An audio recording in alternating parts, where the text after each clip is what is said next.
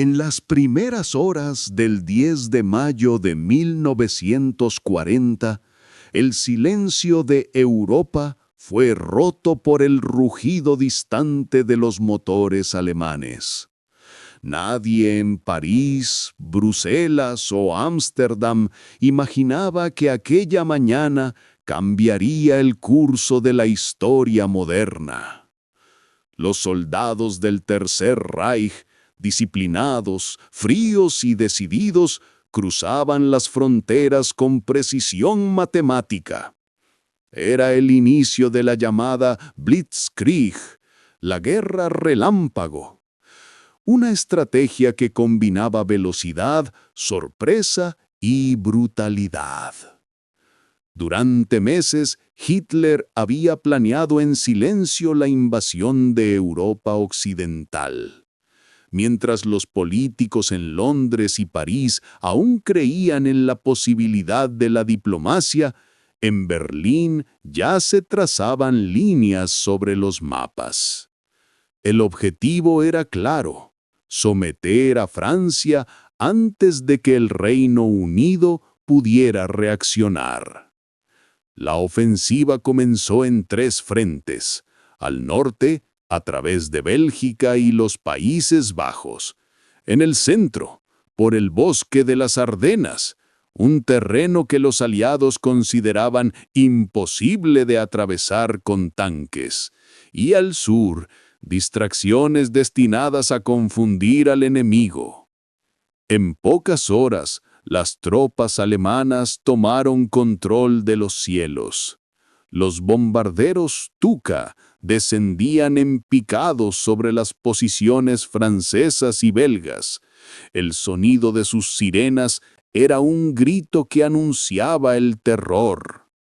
Mientras tanto, columnas enteras de refugiados huían hacia el sur, dejando atrás sus casas, sus recuerdos y sus esperanzas. El ejército francés, considerado uno de los más poderosos de Europa, se encontraba desorganizado, confiado en las líneas defensivas de la Maginot. Pero los alemanes no atacaron de frente. Atravesaron el bosque, donde nadie los esperaba. El avance fue tan rápido que en apenas una semana, el mapa de Europa Occidental se transformó. Ciudades que habían tardado siglos en construirse cayeron en cuestión de días. En Berlín, Hitler observaba los informes con satisfacción.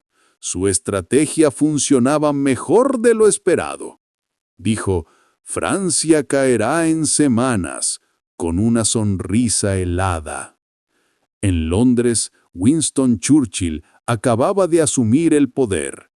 Sus discursos intentaban mantener la moral británica, pero incluso él sabía que una tormenta se acercaba. Mientras tanto, en las calles de París, la gente seguía tratando de vivir con normalidad. Los cafés seguían abiertos, los artistas seguían pintando, los músicos seguían tocando, pero en el fondo todos sentían el miedo. El sonido de la radio traía noticias de ciudades que caían una tras otra. Los ojos del continente entero se giraban hacia Francia. Europa estaba cayendo, lentamente, sin entender aún que nada volvería a ser igual. En los días que siguieron al inicio de la ofensiva, el ejército alemán continuó su avance implacable. El aire de mayo era cálido, pero el viento traía consigo el olor del miedo. En cada pueblo francés, las campanas que solían anunciar las fiestas replicaban ahora como advertencia de que el enemigo estaba cerca. El ejército francés trató de reorganizarse, pero el caos dominaba. Los generales discutían sobre estrategias, mientras las carreteras se llenaban de civiles que huían.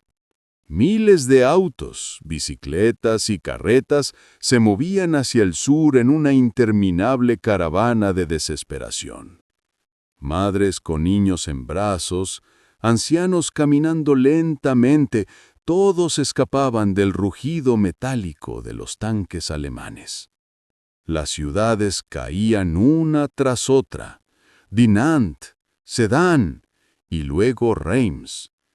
Cada victoria alemana era un golpe directo al corazón de Europa.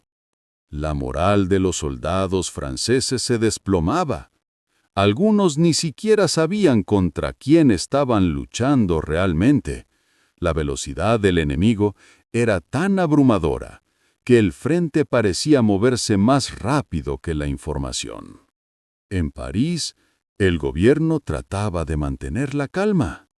Los periódicos hablaban de resistencia heroica, pero los susurros en los cafés decían la verdad. Los alemanes estaban cada vez más cerca. La gente empezaba a esconder documentos, dinero y objetos de valor.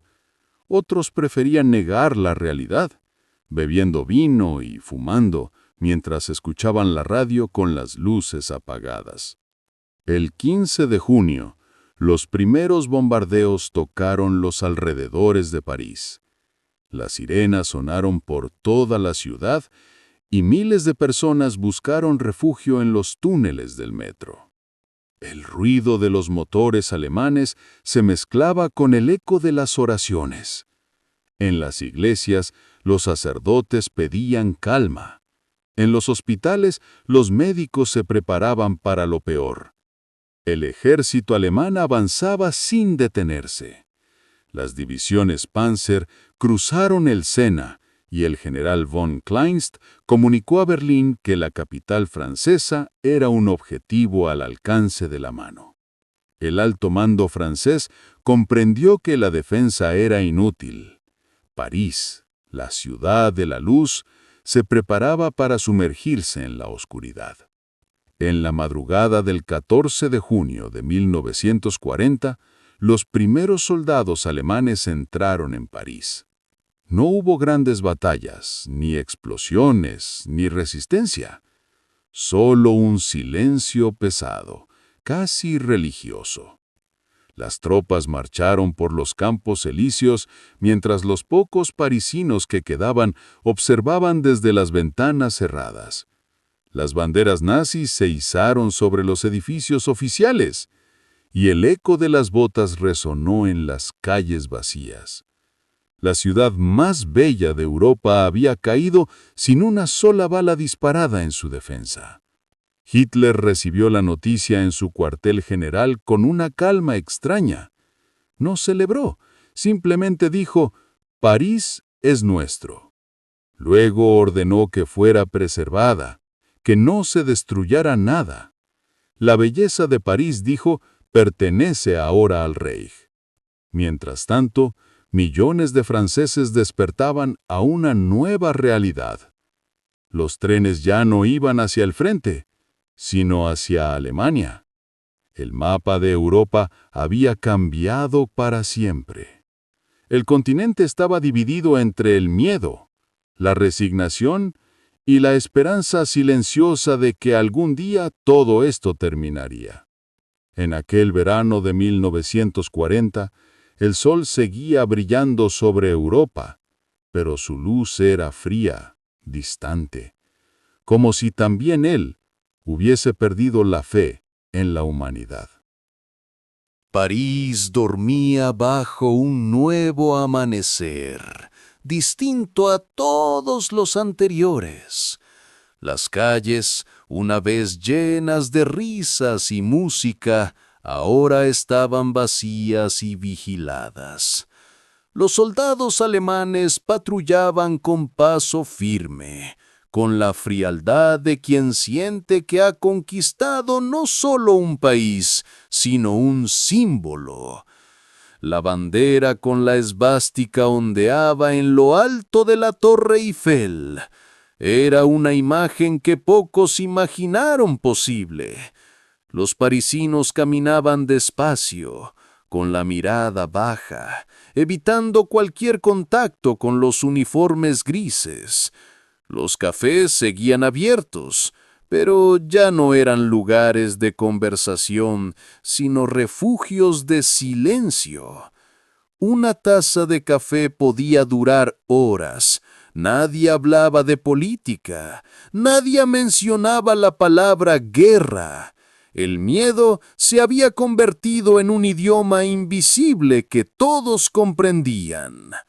Mientras tanto, el gobierno francés había sido dividido. En el sur, el mariscal Philippe Pétain formó el llamado Gobierno de Vichy, que colaboraba con los alemanes. En el norte, todo estaba bajo control directo del Reich. El país estaba partido en dos, igual que los corazones de sus habitantes. En Berlín, Hitler veía en Francia un trofeo, pero también una advertencia. Sabía que Inglaterra no se rendiría fácilmente. Mientras preparaba sus siguientes pasos, ordenó consolidar el dominio sobre la Europa ocupada. Trenes cargados de recursos, metales y alimentos partían hacia Alemania. Cada fábrica, cada campo, cada puerto francés ahora servía a la maquinaria de guerra nazi. En los pueblos pequeños, la ocupación se sentía como una sombra constante. Los soldados alemanes requisaban casas, controlaban el correo, imponían toques de queda. La vida cotidiana se transformó en una rutina de obediencia y supervivencia.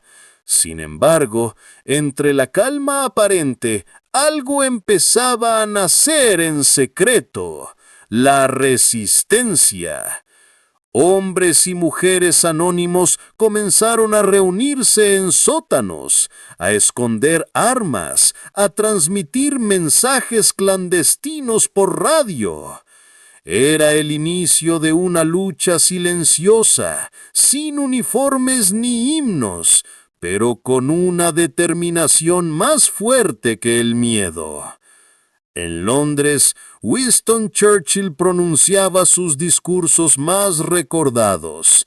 Decía con voz firme ante el Parlamento: el Reino Unido era ahora el último bastión libre de Europa Occidental. Desde el otro lado del Canal de la Mancha, los británicos observaban cómo Francia caía y sabían que su turno estaba por llegar.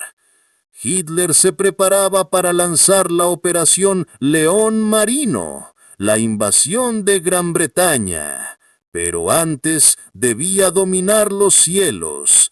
Así comenzó la que sería una de las batallas más decisivas de toda la guerra: la Batalla de Inglaterra. Durante el verano de 1940, el cielo de Europa se llenó de fuego. Los cazas alemanes cruzaban el canal cada día, atacando ciudades, fábricas, aeródromos. Pero los pilotos británicos, jóvenes en su mayoría, resistieron con una valentía inesperada. Cada combate en el aire era una danza mortal entre el humo y el acero. Mientras tanto, en París, la gente escuchaba las noticias en secreto, con la radio escondida bajo una manta, temiendo ser descubiertos. Cada victoria británica era un pequeño rayo de esperanza. Cada derrota, una noche más oscura. El silencio de la ocupación continuaba, pero bajo ese silencio algo crecía. Una voluntad que ni el miedo ni la propaganda podían apagar. La voluntad de resistir. El verano de 1941 trajo consigo un cambio silencioso, casi invisible para los ojos de Europa ocupada. Mientras los franceses seguían viviendo bajo la sombra del Reich, en Berlín los mapas volvían a extenderse sobre la mesa de Hitler. Su mirada ya no estaba puesta en el oeste, miraba hacia el este, hacia la vasta tierra de la Unión Soviética. La llamada Operación Barbarroja fue planificada con precisión milimétrica. Más de 3 millones de soldados, miles de tanques y aviones y un objetivo que parecía imposible: destruir el coloso soviético antes de que el invierno llegara. Hitler creía que bastarían unas pocas semanas. Europa entera contuvo el aliento. El 22 de junio, sin declaración de guerra, el cielo del este se llenó del ruido de los motores alemanes. Las fronteras fueron cruzadas, las defensas soviéticas sorprendidas. En pocas horas, las ciudades fronterizas ardían, los trenes eran destruidos y los soldados rusos caían por miles. Era una nueva guerra, más grande, más brutal, más sangrienta que todo lo anterior. En París, las noticias llegaban con lentitud. Los soldados alemanes hablaban con orgullo del Frente Oriental. Creían que la victoria sobre el comunismo sería rápida, definitiva. Pero detrás de la propaganda, algunos oficiales ya empezaban a sentir una duda silenciosa. El enemigo al que enfrentaban era diferente. Era un enemigo que no se rendía. Mientras tanto, la vida en Francia seguía marcada por el miedo y la escasez. El pan era cada vez más escaso, el café se mezclaba con cebada y la electricidad se cortaba a menudo. La gente aprendió a sobrevivir con poco, a sonreír con miedo y a esperar con paciencia. La ocupación se había vuelto parte de la rutina. Sin embargo, en los sótanos y los bosques, la resistencia francesa crecía.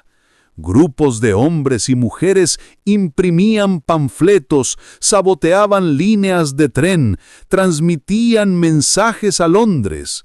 Cada acto de rebelión era una chispa en la oscuridad, y aunque los castigos eran terribles, la llama de la libertad seguía encendida. En Berlín, Hitler observaba los primeros reportes del Frente Oriental. Al principio, todo parecía ir según lo planeado. Kiev, Minsk, Smolensk, las ciudades caían una tras otra. Los prisioneros soviéticos eran cientos de miles. Pero el avance empezó a ralentizarse. Las carreteras se convertían en ríos de marro, las lluvias impedían el movimiento de los tanques y los soldados empezaban a sufrir el frío.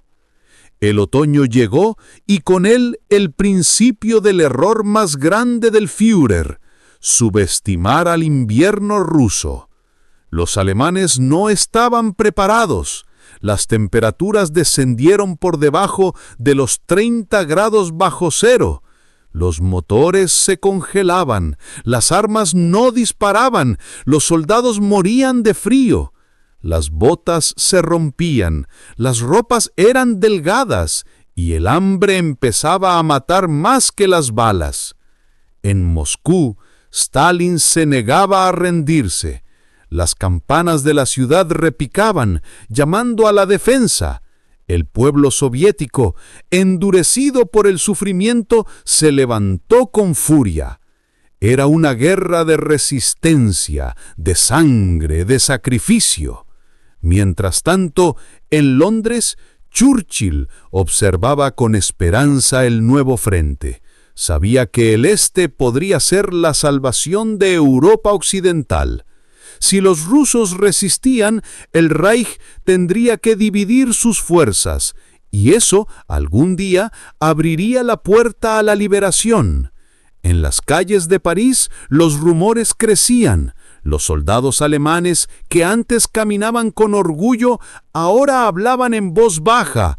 Algunos eran enviados al este y no volvían jamás. Otros recibían cartas que hablaban de frío, de muerte, de derrota. Europa empezaba a cambiar de nuevo. El viento soplaba desde el este, trayendo con él el eco lejano de la esperanza y el anuncio silencioso de que el poder del Reich no duraría para siempre. El invierno de 1943 marcó el principio del fin. En el este, las tropas alemanas estaban atrapadas en el infierno blanco de Stalingrado.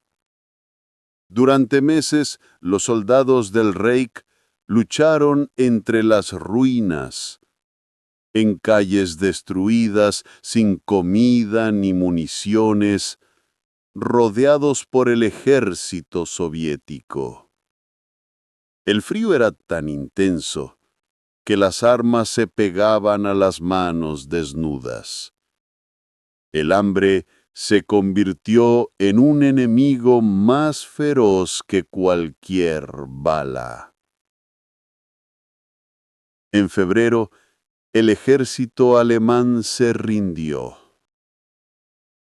Por primera vez, desde el inicio de la guerra, el mito de la invencibilidad de Hitler se derrumbó. El mundo comprendió que el Tercer Reich podía ser derrotado. En Berlín, el Führer entró en una espiral de ira y desconfianza. Culpaba a sus generales, a sus aliados, a todos, menos a sí mismo. Sus órdenes se volvían erráticas, sus estrategias desesperadas. Pero la guerra ya no le pertenecía. El tiempo. Ese enemigo silencioso había comenzado su venganza. Mientras tanto, en el oeste, la resistencia francesa se fortalecía. Ya no eran pequeños grupos escondidos, sino una red organizada que trabajaba junto a los británicos. Cada tren saboteado, cada línea de comunicación cortada era una herida más en el cuerpo del imperio nazi. En el norte de África, los ejércitos aliados avanzaban.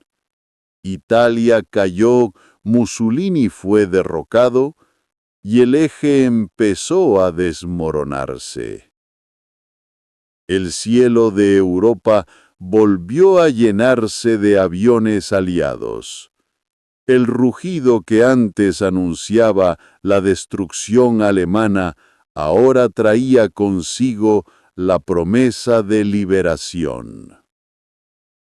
En junio de 1944, el amanecer sobre las playas de Normandía cambió el destino de la guerra. Miles de soldados aliados desembarcaron bajo el fuego enemigo. El mar se tiñó de rojo, pero la operación fue un éxito. Europa volvía a respirar. La noticia del desembarco se propagó por todo el continente ocupado. En París, los miembros de la resistencia se prepararon. Sabían que el momento había llegado. El 25 de agosto, tras 4 años de ocupación, los tanques de la división Leclerc entraron en la capital francesa. La gente salió a las calles llorando, gritando, abrazándose. La bandera tricolor volvió a ondear sobre el arco del triunfo. El sonido de las campanas reemplazó el eco de las botas. París era libre. Pero la guerra aún no había terminado. El ejército soviético avanzaba desde el este, liberando ciudad tras ciudad, empujando a los alemanes hacia su propio suelo. En el oeste, los aliados cruzaban el Rin. El Reich se encogía día tras día.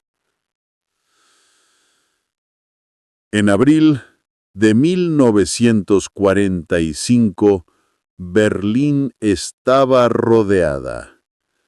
Los cañones soviéticos disparaban sin descanso. En los búnkeres subterráneos, Hitler, enfermo y envejecido, comprendía que el sueño del Reich de 1000 años había durado solo 12. El 30 de abril, el silencio llenó el refugio.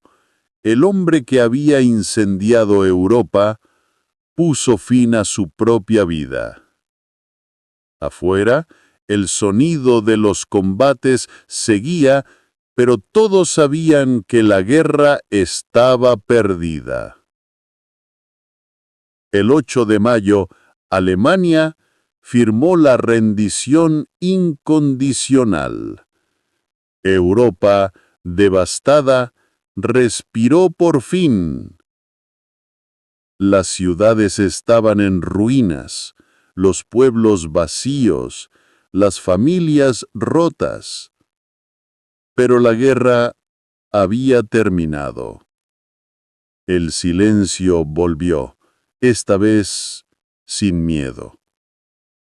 Los años siguientes serían de reconstrucción, de memoria y de olvido. Las cicatrices del conflicto permanecerían en los muros, en los corazones y en los sueños de toda una generación. Europa había caído, pero también había renacido. De sus sombras surgiría una nueva esperanza, un nuevo mundo y el deseo eterno de que nunca más el rugido de la guerra vuelva a romper el silencio de la paz.